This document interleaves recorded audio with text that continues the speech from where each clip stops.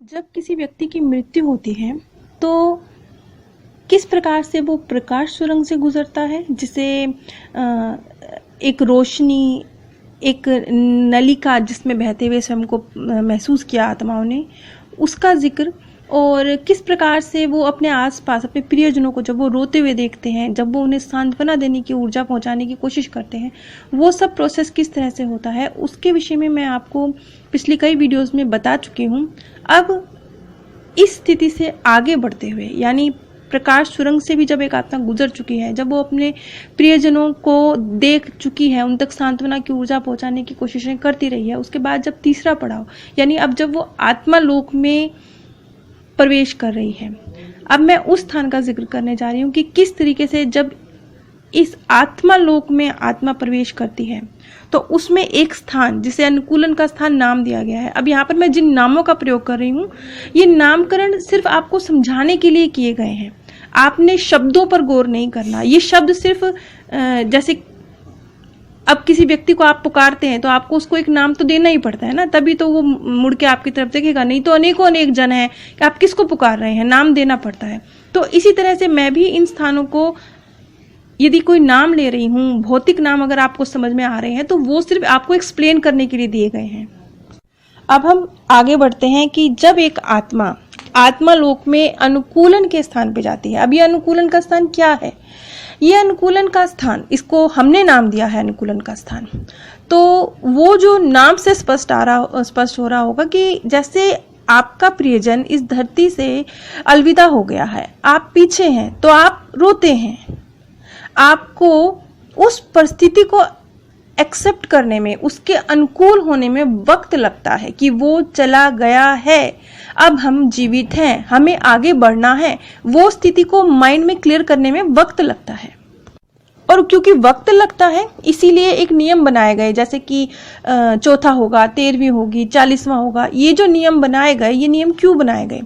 आजकल तो ये चीज़ कम हो गई है, लेकिन पुराने समय में महीनों व्यक्ति, 40 दिन तक, कई दिनों तक व्यक्ति, जिस घर में मृत्यु हो जाती थी वहाँ पे जो रिश्तेदार होते थे वो वहाँ बैठते थे, वहाँ रहते थे। वो सब इसीलिए होता था कि वो व्यक्ति जो पीछे रह गया है उसके दुख को कम किया जा सके, वो अपने भावों को व्यक्त कर सके, उसको जीवन के अनुरूप बनाने के लिए। क्योंकि जैसे जैसे समय गुजरता है दुख थोड़ा कम होता है, व्यक्ति परिस्थितियों के अनुकूल बनता जाता है, तो उस अनुकूलन को प्रदान करने के लिए ये नियम बनाए गए। अब वक्त जैसे जैसे एडवांस होती जा रही है दुनिया, तो लोगों के पास इतना समय नहीं है, तो अब आजकल तो लोग चौथे पर ही आते हैं और फिर चले जाते हैं। अब इसी तरह से एक आत्मा जब मृत्यु को प्राप्त हुई है, एक व्यक्ति जब मरा है, उसने भी तो सब कुछ छोड़ दिया, उसका भी तो सब कुछ छूट गया, उसके भी तो प्रियजन छूट गए, उसका भी तो घर छूट गया। आप अकेले थोड़े हैं जिन्होंने अपने प्रियजन को खो दिया, आपके प्रियजन ने भी आपको खो दिया है। बेशक आपका और उनका खोना अलग तरह से है, आप उनको देख नहीं सकते, उनको जान नहीं सकते, उनको छू नहीं सकते, लेकिन वो आपको देख भी सकते हैं, आपको सुन भी सकते हैं। उनका खोना और आपके खोने में फर्क है। लेकिन जब एक आत्मा लोक में प्रवेश कर रही है, एक नई दुनिया में प्रवेश कर रही है, अब जैसे हमारे मार्गदर्शक हैं और जो हमें संभालने वाली आत्माएं हैं, वो भी इस चीज को समझती हैं कि एक आत्मा जो धरती से अलविदा होकर आई है, उसका पीछे जो अटैचमेंट है उससे उसको बाहर निकालना है।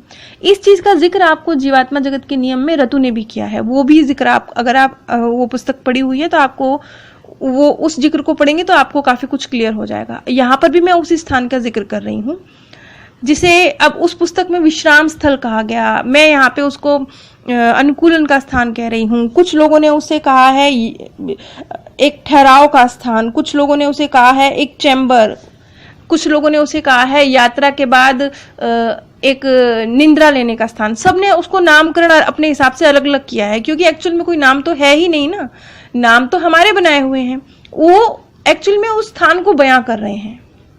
तो जैसे ये अनुकूलन का स्थान, इसे आप स्वास्थ्य लाभ का स्थान कह सकते हैं, जहां से एक आत्मा मृत्यु के बाद जब आती है पहली बार, तो उसे किस तरीके से, क्योंकि वो भी दर्द में है, अपने प्रियजनों को छोड़कर आई है, यहाँ पर उसे स्वास्थ्य लाभ प्रदान किया जाता है। अगर आप जीवात्मा जगत के नियम पुस्तक पढ़ेंगे तो वहाँ एक लाइन आती है, वहाँ पे रतु कहते हैं कि उन्हें स्वास्थ्यकारी किरणें प्रदान की जाती हैं। ये किरणें एक्चुअली में कुछ नहीं है, ये सूर्य की ही किरणें होती हैं, लेकिन कहीं ज़्यादा शांत और प्रभावशाली और सकारात्मक ऊर्जा लिए हुए होती हैं। ये बात मैं आपको जीवात्मा जगत के नियम पुस्तक में, जिसमें रतु ने इस बात को डिटेल में बताया है, उसका एक छोटा सा पॉइंट ले रही हूँ। लेकिन अब मैं आगे चलती हूँ। यहाँ पर एक ऐसे माध्यम को इस एक्सपीरियंस को बताने के लिए चुना गया है जो कई बार इस एक्सपीरियंस से गुजर चुका है। ये जो अनुकूलन का स्थान है, या ये जिसे आप स्वास्थ्य लाभ का स्थान कह सकते हैं, इस स्थान से कई बार गुजर चुकी है वो आत्मा। उस व्यक्ति ने बताया कि उसे ऐसा महसूस हुआ जैसे जब वो प्रकाश सुरंग से गुजरा तो उसे ऐसा महसूस हुआ, ये एक्चुअल में उसके मार्गदर्शक ही होंगे जो स्पष्ट उसके साथ नहीं है। उसने ऐसा महसूस किया कि एक शक्ति है जो मुझे बस खींचे चली जा रही है और मैं उस शक्ति को देख नहीं पा रहा हूँ। ये यकीनन उसके मार्गदर्शक ही हैं, लेकिन मुझे ऐसा लग रहा है कि जैसे एक दरवाज़ा खुला और बहुत विशुद्ध ऊर्जा वहाँ पर है। मैं उस स्थान को महसूस कर सकता हूँ। ये उसके मार्गदर्शक हैं जो उसे उस स्थान की ओर लेकर जा रहे हैं, लेकिन वो उन्हें देख नहीं पा रहा है। आगे उसने कहा कि मुझे ऐसा लगा जैसे कि बस मुझे अंदर उछाल सा दिया गया है, यानी बस मुझे अंदर फेंक दिया गया है, अंदर भेज दिया गया है, बिल्कुल उस सकारात्मक शक्ति के द्वारा जिसे वो महसूस कर रहा है। और उसने कहा कि एक बहुत चमकीला, एक सुकून देने वाली गर्माहट, उससे भरा हुआ प्रकाश, और ऐसा महसूस हो रहा है जैसे ये ऊर्जा तरल है, जैसे ये ऊर्जा पानी की तरह तरल है। मैं आपके सामने एक दृश्यात्मक वर्णन प्रस्तुत कर रही हूँ और मैं चाहती हूँ कि आप आंखें बंद करके थोड़ी देर के लिए जो वर्णन मैं कर रही हूँ उसे जीने की, समझने की कोशिश कीजिए, क्योंकि ये चीज़ें ऐसी हैं जिन्हें आप मन के स्तर पर समझ सकते हैं। तो ये एक ऐसा स्थान है, आगे जो उस व्यक्ति ने बताया, कि जैसे कि मुझे उस शक्ति के द्वारा बस अंदर उछाल सा दिया गया, अंदर भेज दिया गया उस कक्ष के अंदर, और वो बहुत चमकीले और गर्माहट देने वाला एक प्रकाश है वहाँ पर। लेकिन वो प्रकाश ऐसा लग रहा है जैसे तरल हो, जैसे वो पानी की तरह मेरे आसपास बह रहा है। फिर आगे उसने कहा कि एक भाप जैसा है, जैसे एक भाप है जो मेरे चारों ओर चक्कर काट रही है, और ये भाप मुझे ऐसे छू रही है, मेरी आत्मा को ऐसे छू रही है, मुझे ऐसे आराम दे रही है जैसे कि ये सजीव है, ये भाप है, लेकिन ये जानदार है, ये सजीव है, ऐसा महसूस हो रहा है मुझे। और अब ये भाप आग बनकर मेरे अंदर समा गई और ऐसे लगा जैसे कि सारी चोटें खत्म हो गई, जैसे कि मैंने एक रोग मुक्त स्नान कर लिया हो, ऐसा मुझे लगा। मुझे ऐसा लगा जैसे मैं स्वच्छ बन गया हूं। इस बात को ध्यान रखिएगा कि पीड़ा, शारीरिक पीड़ा से मुक्ति तो उसी क्षण मिल गई जिस क्षण धरती पर शरीर छूटा। शारीरिक पीड़ा तो उसी क्षण खत्म हुई। यहाँ पे मन की स्थिति की बात हो रही है, क्योंकि मन में भी एक पीड़ा है ना, मन भी तो अपने प्रियजनों को छोड़ के आया है। ये उससे मुक्ति की बात हो रही है, ये उसको आराम पहुंचाया जा रहा है। उस व्यक्ति ने कहा कि मुझे ऐसे लग रहा है जैसे ये जो स्नान मुझे कराया जा रहा है, ये जैसे कि पहले से निर्देशित है। अब ये उसे क्यों लग रहा है? ये उसे इसलिए लग रहा है क्योंकि वो पहले कई बार इस स्टेज से गुजर चुका है। हम सब गुजर चुके हैं, हम सब ने इतने जन्म लिए हैं, हम सब लोग इस स्थान से, क्योंकि हम सब ने जाने कितनी बार मृत्यु देखी है, तो कितनी बार हम इस स्वास्थ्य लाभ वाले स्थान से गुजरे हैं। ये मन को स्वास्थ्य लाभ पहुंचाने वाला स्थान है, इस बात को ध्यान में रखिएगा। आत्मा की शुद्धि का स्थान है, आत्मा को स्वास्थ्य लाभ पहुंचाया जा रहा है। आगे वो व्यक्ति कहता है, ऐसा लग रहा है जैसे कि मैं अपने जीवन भर की जो थकान है उससे आराम पा रहा हूँ। वो उस जैसे स्नान करके हम फ्रेश होते हैं ना, मैं उस जीवन भर की थकान से स्नान करके फ्रेश हो रहा हूँ, मुझे ऐसा लग रहा है। अब जो जीवन हमने जिया है, जो शरीर हमने धारण किया है, एक मानव मन के साथ हम पूरा जीवन जिए हैं, उसका एक असर आत्मा के ऊपर होता है। यहाँ पर आत्मा को उस असर से मुक्ति दी जाती है। अब इस बात को ऐसे समझिए, जैसे हम कहते हैं ना कि नेपोटिज्म हर जगह फैला हुआ है, तो आपने कभी ध्यान दिया आपके मन पर भी नेपोटिज्म फैला हुआ है। हर व्यक्ति के ऊपर नेपोटिज्म फैला हुआ है। क्यों? क्योंकि जब दो बच्चों के बीच में झगड़ा हो रहा होता है, तो आप क्या ये बात सोचते हैं कि आपका बच्चा कसूरवार था भी या नहीं था? आप ज़्यादा कुछ नहीं सोचते, आप अपने बच्चे की साइड में जाके खड़े हो जाते हैं और उसकी फेवर लेकर, उसका पक्ष लेकर दूसरे बच्चे को डांटने लगते हैं। कभी आपने ये सोचा कि शायद सामने वाला बच्चा सही होगा, शायद मेरे बच्चे ने गलती की होगी? ये है मन का कमाल, ये है नेपोटिज्म, ये है जो हर मन पे छाया हुआ है। इस भाव से आत्मा को मुक्त किया जा रहा है, इस नेपोटिज्म से आत्मा को इस स्थान पर मुक्त किया जा रहा है। और जब इस भाव से मुक्ति मिली तो कैसी स्टेज है? तो ऐसी स्टेज है कि जैसे कि सब जिंदगियों की स्मृतियां हैं, यादें हैं, ना सिर्फ इस जन्म की है, पूर्व जन्मों की भी है, सारी यादें हैं, लेकिन नेपोटिज्म मिट गया। यानी जो चीज दर्द देती थी, यादें हैं, यादें नहीं मिटी हैं, रिश्ते हैं वो नहीं मिटे हैं। आत्मा को सब पता है, वो उसका माता पिता भाई बहन जिसको छोड़ के आया है उसे सब पता है, लेकिन वो जो नेपोटिज्म था ना, दर्द देने वाली भावना, वो खत्म हुई है। ये है वो स्थान, ये है वो अस्पताल जहां आत्मा का इलाज होता है मृत्यु के बाद। अब नाम चाहे आप इसका जो मर्जी रखिए।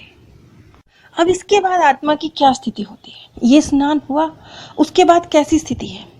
उसके बाद ऐसी स्थिति है जैसे वो तैर रहा है, जैसे वो रोशनी में तैर रहा है, लटका हुआ है। ऐसी एक स्थिति है आत्मा की। जैसे प्रकाश, एक आरोग्यकारी प्रकाश, एक वो कहते हैं ना, एक शरीर की मालिश होती है, शरीर को आराम मिलता है ना, बस ऐसा एक प्रकाश आत्मा के आर पार हो रहा है। और जितने भी वो एक विनाशकारी जीवाणु कह लीजिए, नेपोटिज्म कह लीजिए, मन का असर कह लीजिए, जो मर्जी कह लीजिए उसे, वो खत्म हो रहा है। और जब वो खत्म होता है तो इतना हल्का लगता है आत्मा को, ऐसे लगता है कि बस वो मुक्त हो गई, बस वो उड़ गई। और ये जो बदलाव होता है ना, ये खूबसूरत बदलाव, ये इंसान को एक बार फिर पूरा बना देता है। आत्मा कट गई, फट गई, टूट गई। अब आप बोलेंगे ये क्या बोल रही हूं मैं, आत्मा कभी टुकड़े होती है, आत्मा कभी कटती फटती है। मेरा मतलब इस बात से है कि दर्द था ना, वो एक दर्द था, वो सब कुछ छोड़ के आया है, वो दर्द खत्म हो गया, वो आत्मा संपूर्ण हो गई। सब यादें हैं, सब भाव हैं, सब कुछ है, लेकिन दर्द रहित है। अब ये जो जीवन है हमारा अवचेतन मन, ये किस तरीके से मैंने कितनी बार कहा है ना अपनी वीडियोस में कि ये प्रकृति पूरी तरह से फेयर होती है, तो मृत्यु के बाद भी ये प्रकृति पूरी तरह से फेयर होती है। क्यों? क्योंकि एक आत्मा जो पहली बार इस स्थान पर आ रही है, जिसे जीवनों की ज्यादा अनुभव नहीं है, वो इन जो ये आरोग्यकारी स्थान है, ये जो तरंगे हैं, इनको प्रभावशाली ढंग से लेती है, लेकिन इतना अधिक प्रभावशाली ढंग से नहीं ले पाती। और जो आत्माएं ज्यादा जीवन जिए हुए होते हैं, ज्यादा बार इस स्थिति से गुजरी होती हैं, वो इन तरंगों को कहीं ज्यादा प्रभावशाली तरीके से ऑब्जर्व करती है। वो आत्मा कहीं ज्यादा स्वस्थ होकर इस केंद्र से बाहर निकलती है। इसी चीज को मैं अगली कड़ी में कंटिन्यू करूंगी, क्योंकि वीडियो बहुत अधिक लंबी हो जाती है, तो आप लोग इसे देखना पसंद नहीं करते हैं, ऐसी वीडियोस जो बहुत लंबी हो जाती हैं, इसलिए मैं इसे अगली कड़ी में कंटिन्यू करूंगी। ये चीज़ इसलिए महत्वपूर्ण है क्योंकि ये आत्मा लोक की एक तरह से, जैसे बच्चे का कॉलेज में फर्स्ट डे होता है ना, फर्स्ट एंट्री, अभी गेट में एंट्री हुई है, बस ये कुछ ऐसा है। अभी बच्चे की अपनी क्लासरूम में एंट्री हुई है, ये एक ऐसा है। यहाँ भी एक आत्मा की उस आरोग्यकारी स्थान में एंट्री हुई है। आप सभी पर परमात्म सौंदर्य, आनंद और प्यार सदैव बरसता रहे। आप सभी दिव्य परम धाम में स्थान प्राप्त करें। जब किसी व्यक्ति की मृत्यु होती है